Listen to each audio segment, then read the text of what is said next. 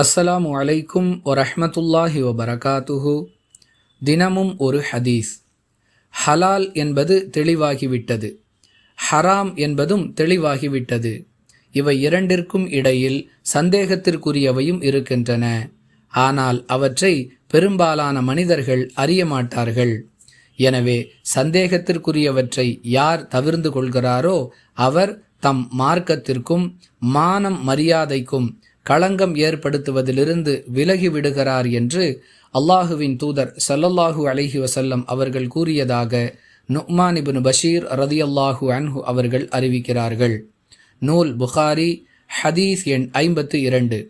அன்பிற்குரிய அல்லாஹுவின் நல்லடியார்களே, எது ஹலால் என்று தெளிவாக தெரிகிறதோ அவற்றை நாம் செய்வதற்கும் பயன்படுத்துவதற்கும் மார்க்கத்தில் எந்த தடையும் இல்லை. எது ஹராம் என்று தெளிவாக தெரிகிறதோ அவற்றை செய்வதற்கும் பயன்படுத்துவதற்கும் மார்க்கத்தில் எந்த அனுமதியும் இல்லை.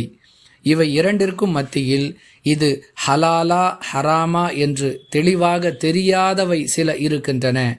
அவற்றை விட்டும் நாம் விலகிக் கொள்ள வேண்டும் என்பதே இஸ்லாத்தின் கட்டளை. இவ்வாறு விலகிக் கொள்வதால் நம்முடைய மார்க்கம், மானம், மரியாதை இவற்றிற்கு நாம் பாதுகாப்பை ஏற்படுத்தி கொள்கிறோம். எனவே சந்தேகத்திற்குரியவற்றை விட்டும் முற்றிலுமாக விலகிக் கொள்ள வேண்டும் என்ற உறுதி நமக்குள் ஏற்பட வேண்டும். வாஹிர் தஅவானா அனில் ஹம்துலில்லாஹி ரப்பில் ஆலமீன். அஸ்ஸலாமு அலைக்கும் வரஹ்மத்துல்லாஹி வபரகாத்துஹு.